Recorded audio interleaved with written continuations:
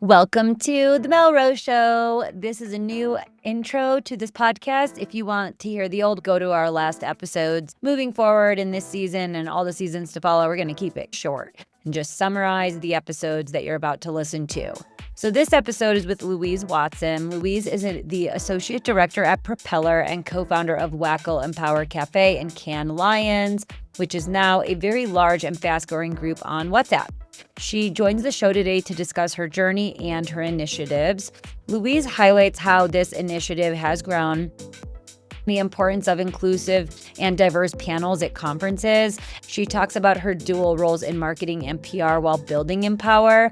Empower is really an organization dedicated to creating inclusive spaces for women in the marketing PR industry, both in person and online. The conversation extends to her personal life, including her supportive partnership and balancing her career with motherhood. Louise discusses future plans for Empower and her expansion plans to other major conferences, aiming at a wider impact and fostering environments of support and kindness in the industry. Please, for more details that you hear in the show, check the show notes. We include resources for inclusion as well as impact-focused groups that will be at the conference this year. Get ready to not only listen to this episode, but also for the conference, which starts this Monday in Cannes, France. Many of the listeners are from our WhatsApp group, so really excited. I know this is going to be an amazing year. We hope everyone stays safe this year at Cannes. Find the cafe across from the Palais. It is L'Avenue Restaurant. Get your wristband on the first day there. This is an awesome way to start off your conference, especially if you're going solo. Please reach out to us if you're not in that group, and we can try to figure out how you can be included. Enjoy. Hey, everybody. Welcome. Season 2 of The Melrose Show, Decision Society in the house. We are here today with Louise Watson, Associate Director at Propeller and co-founder of Empower. Thank you so much for joining us. I'm really excited about this interview. You're one of the most fascinating women I came across last year and doing incredible things to empower women. So let's dive in. Tell us about yourself. As you said, I'm Louise Watson, and I am an associate director at a PR and marketing company as my main day job. But in my spare time, I co-founded Empower, which is a organization that creates dedicated spaces to celebrate women and diverse talent in the industry. And it's also now become an online community. Love it. So we met at Cannes Lions last year. I had the courage to go to a conference by myself, and it was terrifying. I got there and I was really overwhelmed, and I had an agenda, but I wanted to find some wing women to run around with. After doing meetings and things by myself, I got channeled into this amazing environment that was championing women. And then you and I met, and then I met amazing wing women, and we ran around the conference together. And it was probably one of the best weeks I've had in years. It was largely thanks to the group that you put together. So tell us a little bit about that, but then we'll go back into your background. But I want to talk a little bit about what you're doing at Cannes. I know a lot of the women in the group are going to listen to this. Let's shine a little light on the founder of this amazing way that we met. Amazing. Yeah. So a couple of years ago, I met up with the co-founder of the group, and we were talking about the need to bring women from all different backgrounds together at Cannes. So there were lots of kind of smaller WhatsApp groups that were focused on almost like networks, like just very small groups of women all across the world. And what we wanted to do was create one WhatsApp group where we could have all of these people, didn't matter your job title or your background or where you were from, just to make Cannes a bit more accessible. And the kind of initial thought behind that was, if we did that, you got those wing women, which maybe you didn't have at Cannes, kind of really naturally became this place that people asked for tips, or if people were stuck or they didn't have anything to do, or they were lost or not necessarily feeling like they could access the things that they wanted to access, it became a bit of a group for that. And I think in the first year we had 300 women in the group. And then last year we maxed out our WhatsApp group. Very exciting. What's that, 1,000 now? Yeah, over 1,000 women. We have a bit of a waiting list at the moment, even now. And it's taken on legs of its own. Everyone is talking all year round. And at any event people turn up to, that's the group that they're using to meet up with other women. And it's brilliant because it's a really diverse group of people from different countries and backgrounds and job titles and even lengths of time in the industry. So I think it's given people lots of access to different areas. 100%. And for those who don't know, Cannes Lions is one of the largest creative marketing conferences in the world. Yeah, all the major advertising agencies are there, and all the small players come, and they do an amazing conference, and people win awards for best advertisements. I made it into the award ceremony, and half of them were so touching and really oriented around impact, which was beautiful. It's interesting. I run a investment marketing agency, and so I got a lot of ideas to be at a marketing agency that's typically more around ads and advertising. And for us, like, we're regulated. So how do we actually integrate some of these ideas, but in a regulated industry? So it's one of my favorite conferences and I highly recommend it, but it just wouldn't have been the same without your group there. So I'm just grateful. It felt very inclusive. Immediately, I got a wristband and a WhatsApp number. I could start interacting with people. It was very, you can sit with us. Cannes Lions, so velvet roped and quite intimidating, right? So I love that you're creating that safe space. But let's go back. So where are you from? Tell us about your upbringing. What brought you into this industry? I mean, I'm not sure many of us would spend time in our teens thinking that we were going to end up in advertising or media. I wish I had thought about it earlier, actually. I know exactly that. So I grew up predominantly in Kent in the south of England. I lived abroad for a few years. I got the opportunity to live in Switzerland for a few years, which was amazing when I was growing up, and was pretty determined that I was going to be a vet at one point till I was in my teens and realized I wasn't that great at science.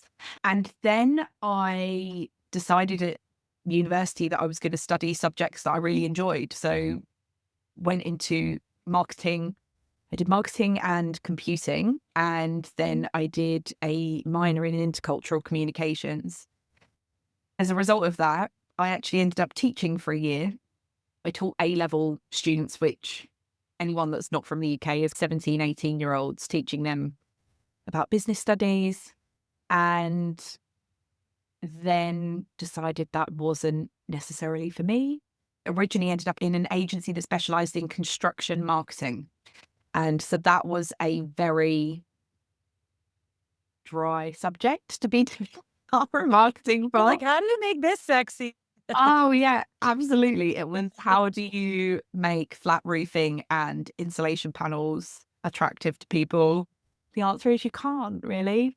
And at that point, I took a big step back and just wanted to look at what was I actually trying to get out of with my degree and what were the things that I really enjoyed. And it was the communications element, the marketing element, and obviously doing the kind of computing side of things.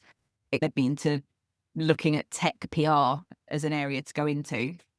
So I went and joined Propeller, which I've been there for 8 years, have worked my way through various roles within the business, and now run the digital marketing team there.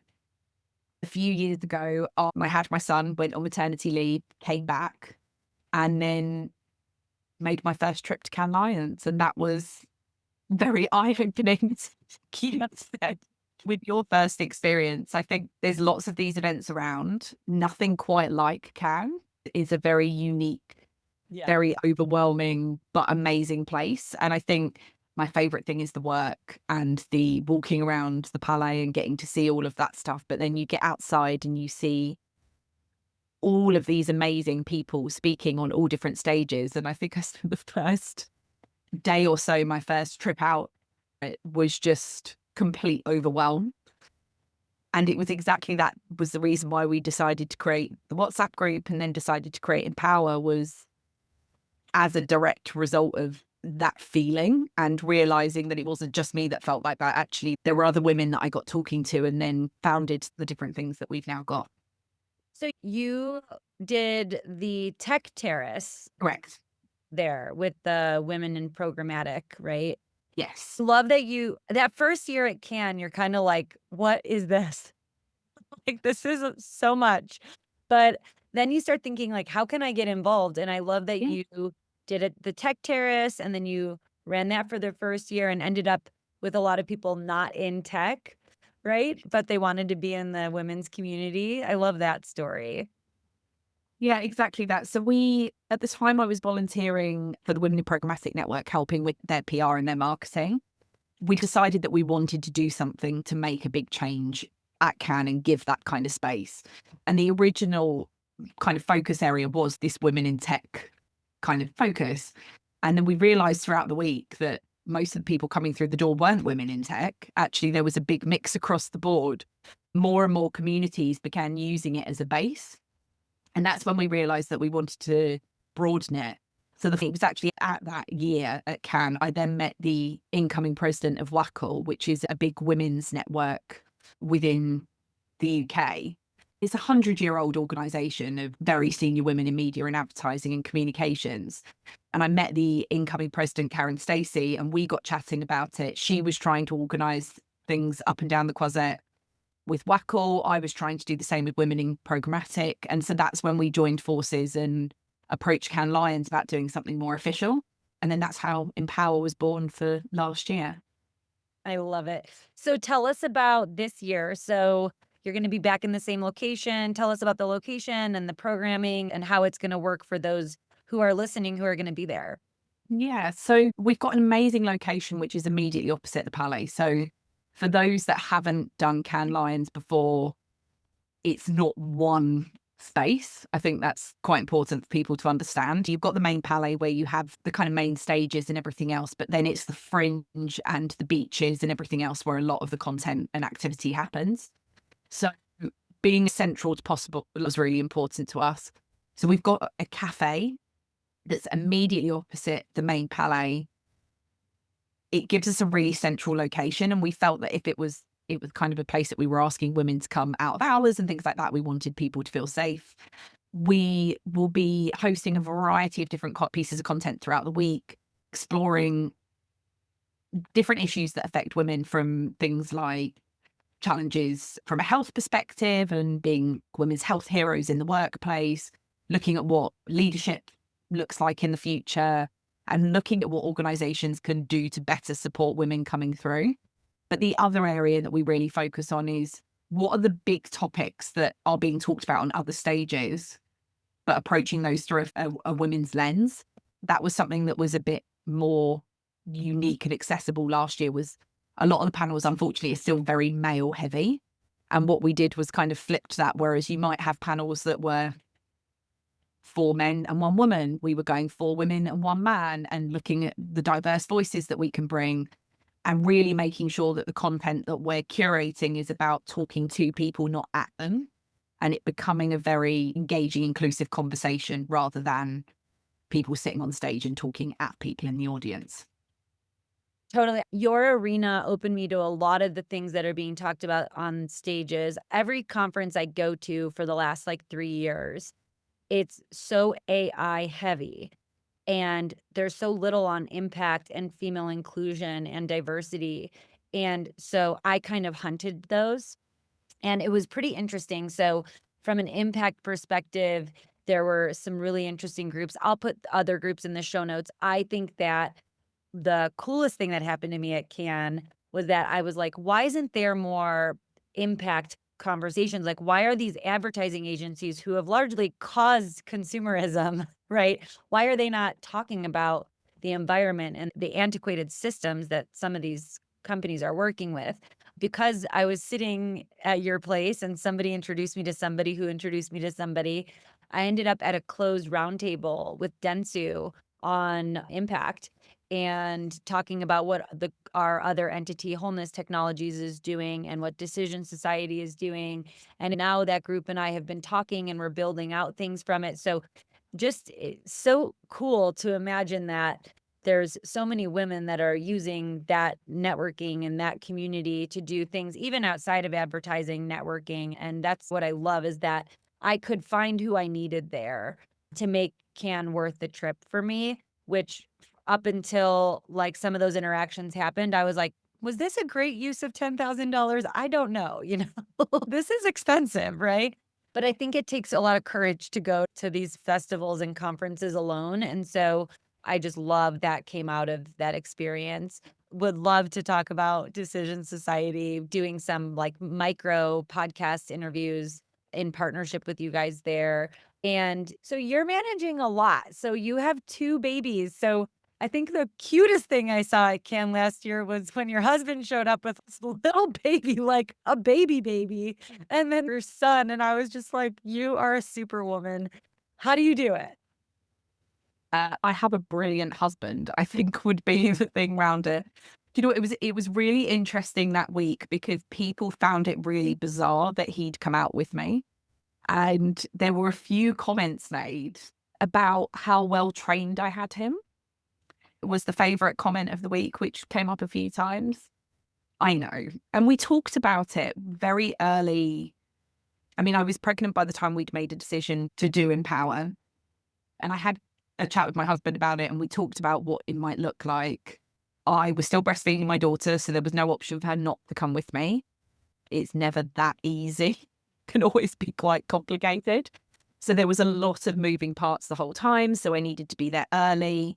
We both always had a relationship where if one person needs to do something for their job or their career or something they're passionate about, then the other one dives in to support. And to be honest, it wouldn't happen without him. I think people don't know how to process things, right? Instead of just not saying anything or just gooing and guying because the baby's so cute, they have to like say something. There was this meme and it was like a woman grocery shopping with her kids, like that's a mom. And then it was like a dad grocery shopping with the kids, like that's a great dad. It's like, why? Why is it like such a big deal if the guy is supporting the woman and Yeah.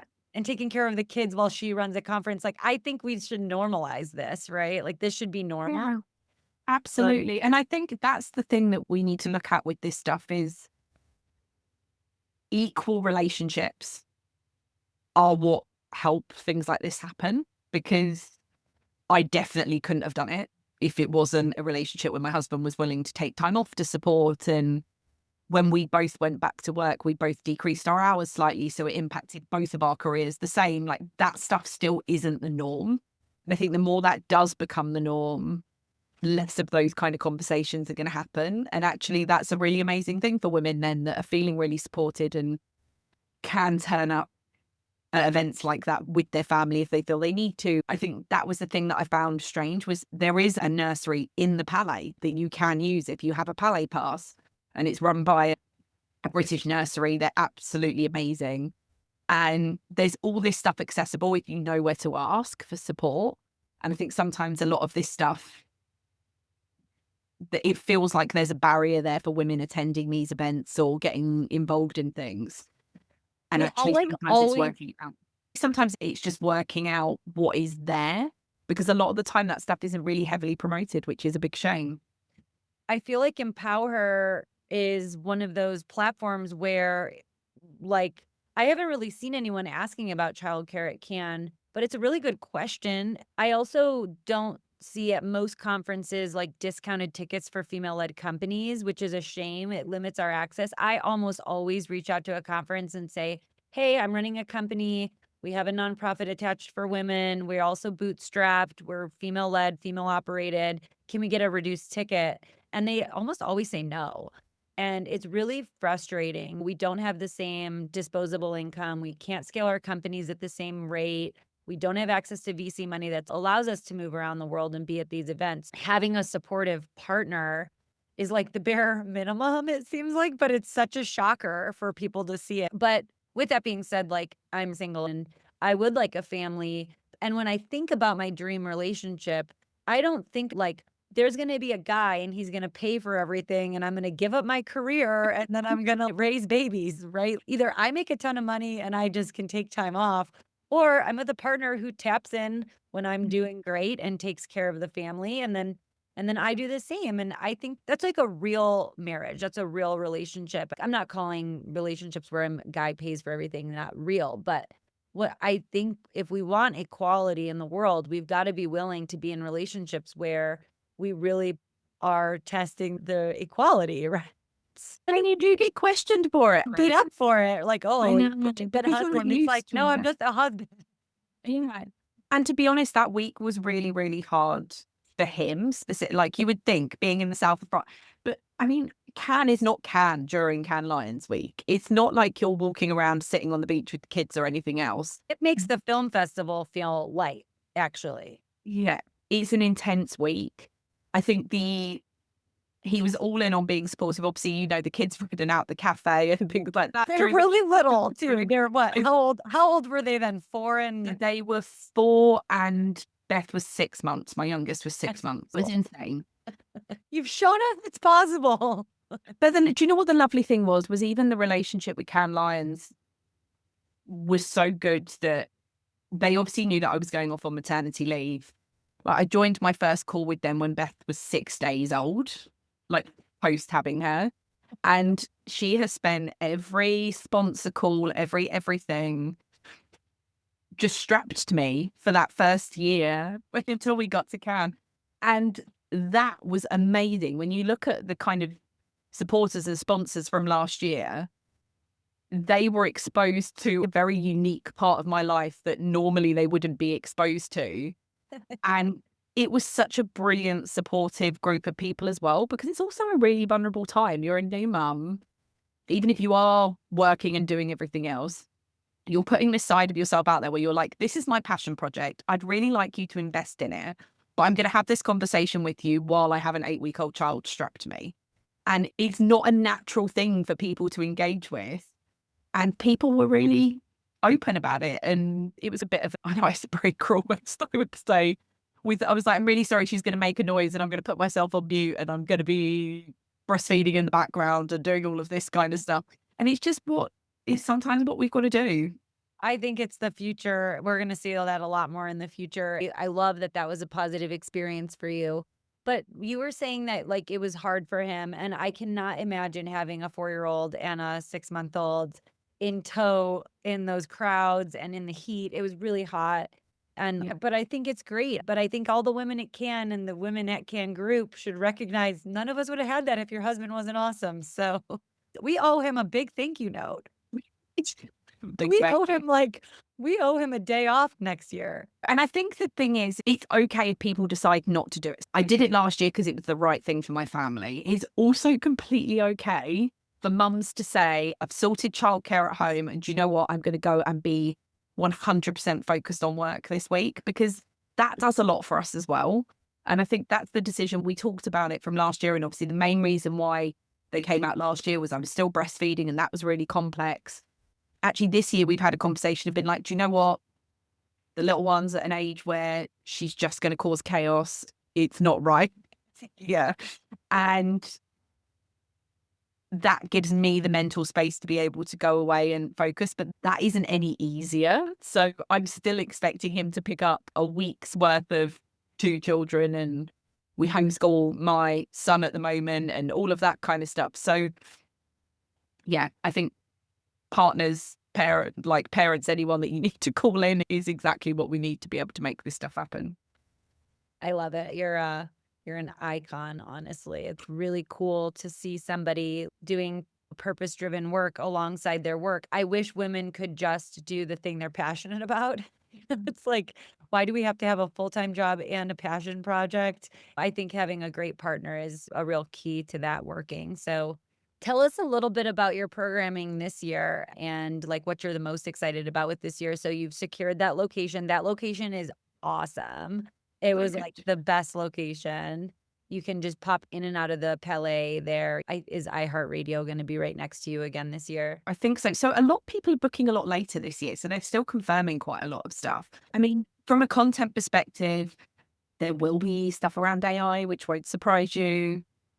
But looking through a slightly different lens. So we're looking at things like gender bias in AI and what that looks like. And we're looking at topics like toxic masculinity is a big topic at the moment, especially in post-adolescence on Netflix. And so we're doing a bit of a deeper dive into that. We've got an amazing woman who helped organise a space last year called Laurie Meakin, and she wrote a book called No More Menemies, which is exploring that as a topic. And so she will be on panel during the week with some other people from the industry exploring that. And I think the things that I'm most excited for this year is having that women lens. Now we've done proof of concept. There's so many amazing people that want to get involved. And that's something that's so exciting is we've got people emailing on a daily basis being like, can I pitch this? And can we get involved this way? And from something that we were trying so hard to sell in as a concept last year to something that we're not really having to sell at all this year is brilliant because people obviously really saw the value in the space. And it's just going to get bigger and bigger from here. But I think it was my favorite location, favorite place to hang out. The panels were great, super inspiring. Got to meet so many amazing women. So this is going to be really exciting. Do you want to talk to us a little bit about your work at Propeller? Yeah, so I run the growth marketing team at Propeller, which is a team that offers digital marketing and kind of lead generation for our clients. I've been there for 8 years now and done a variety of different things around the technology PR team before. So I was looking at B2B PR and then took on this team in September. I think the thing that you said earlier about needing to do purpose-driven work and your day job, I think the benefit that I've had with Propeller has always been, we've always been allowed to have those passions and purpose-driven activities in the background. And our team have always been really supportive of it. I mean, let's be honest, Empower's not a small project by any means. It's like doubling every year now. So. It's insane. And I think that's the thing is, like, I love my job and I love working with clients and getting to really help them grow their businesses. And then also have this thing that I'm really passionate about running alongside it.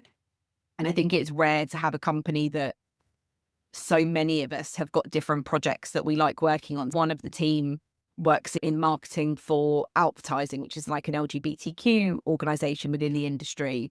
And then we also do PR for WACL and do Empower and work with neurodiverse groups and all of that kind of stuff. So all of the team have been given the space to find their home and their voice and everything else that they're doing.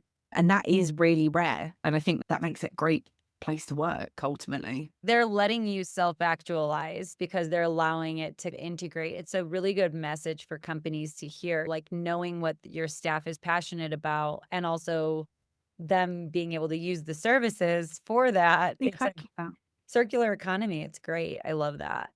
And it benefits the business long term. I think if you're kind of creating an environment where people can be more a bit entrepreneurial, then actually that's better. So when I took on the growth marketing team at September last year, it didn't really exist as a product or a service or anything else. And it was very much like, this is yours. We know you can do it. Go and create it. What does it need to look like?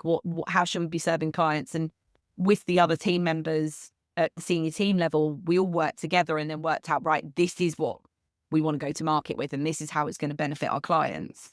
And actually, I think it takes a lot for a board to put that trust in their senior team. But when you do that, the benefit's huge. So, yeah, I think that's something definitely for companies to be learning. Yeah, like we're in a new era of companies, right? Like for people to stay at a company for 8, 10, 15 years is an accomplishment. So you almost have to give them that entrepreneurial drive. Otherwise, they're like, well, then this passion project, side project starts taking over. And if you can't integrate them, you're going to lose your best talent, your most loyal talent. So, but I love that. I love that they're totally just giving you the lane to do that in. That's really cool. We work quite a bit with go-to-market strategy after we get our clients funded at my financial firm. And it's interesting to see the different ways that it happens. I was working in AI last year, and we were in an accelerator that was extremely male dominated. And so everyone we worked with in this marketing strategy was male.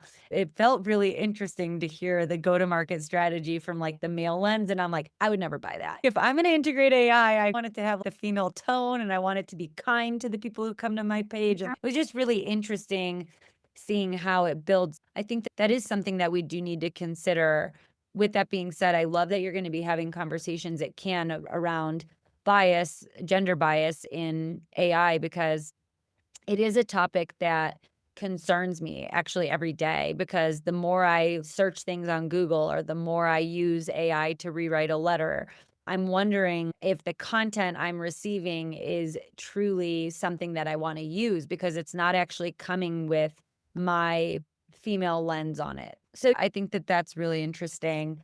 Will you have talks about financing women there? Yeah, that's the plan. Is what we want to do this year is have some things that are more like workshops. Oh, So cool. where people can really engage and talk about their challenges and make it a bit more targeted. So it's finding those topics that are a bit more specific to a smaller group, but actually still really, really relevant for women that are coming along to the event. Good. Love it. So we've gone pretty far in your story. Is there anything else that you want to share that we didn't cover? Yeah, I think just what's next for Empower more than anything. What is next for Empower? World domination is what's next. So next is we are approaching other events about launching a similar space at different conferences. We just did Advertising Week in London, and the hope is to look at their wider global events as well. That was amazing. And I think your comment about trying to find D&I content was something that we were concerned about. Was like, okay, we're in the middle of this conference. They gave us this beautiful space that was a lounge area, and it was a proof of concept. We've never created an area that's completely focused around DE&I. We started off the week with 45 seats in this lounge area. We had turning away people at every single session all the way throughout the first day. So we had to double the capacity of the space by day 2. So we literally had the team moving at tables, moving around everything just to get more chairs in there. And I think that really shows that there is definitely appetite for this kind of content. And I think more than ever with legislation changes and focuses from different businesses on trying to roll back some of this stuff, you just needed to stand in that room and see the queue for every single session to realize how important it still is for people. And I think the more visible we can make that. It's so funny because in the current administration in the US, it's like, remove DEI from everything, remove ESG. It's like, well, 30% of US companies have to submit to EU regulations. And also 50% of us still care about DEI. We're in here building these companies. So when we go to conferences, it'd be really nice to have an arena for these conversations. I honestly could see Empower at every major conference because especially when I go to like male dominated conferences, it's so interesting because you, at the really male dominated ones, you really just naturally like find each other and then you end up doing lunches and dinners together and then you like have 12 new best friends and then you keep in touch with them. And conferences have been really great for me where women are such a standout, which are financial conferences, cyber conferences, and just male-led industry. I think in healthcare and in advertising, you see a lot more women, but it's still not really a conversation. I love that your proof of concept was like, we had to double the room. You probably could have actually tripled it. You're gonna just next year, everyone's gonna know about that. And Yeah. so it's really fun. I feel like in a community group, you could definitely have it separated per conference too, which would be really cool to be able to just have those ongoing conversations coming out of those places. I've definitely met some amazing women through the WhatsApp group. I loved Adweek's place in Cannes too. They did an amazing job. She was so nice. And I love that you're partnering up with them. That was one of my other favorite lounges there. They also had a great vibe. They always had women on the panels and it was really well done. I think that's the thing, is partnering people that have got the same views as we do as well. In these male dominated conferences, you do tend to find each other. But the other thing is we need to include men in the conversation. So it needs to be accessible. If we're talking about investing in women, actually, it's really important that men doing the investing are also in that room and aware of the challenges. 100%. It's more important actually in those scenarios. So that's absolutely right. So it's how we do that moving forward, is making sure that we're not alienating men from the conversation, because Yeah. that we all move forward together. Well, we've started interviewing men on this podcast, so I'd like to say that we're now being inclusive. I think that you can get a little whiplash. It is important to just say we're in this together. We all matter. Let's all work together. It was nice that I saw, I think, 4 panels at Adweek, and every panel had quite a few women on it. So that was nice as well.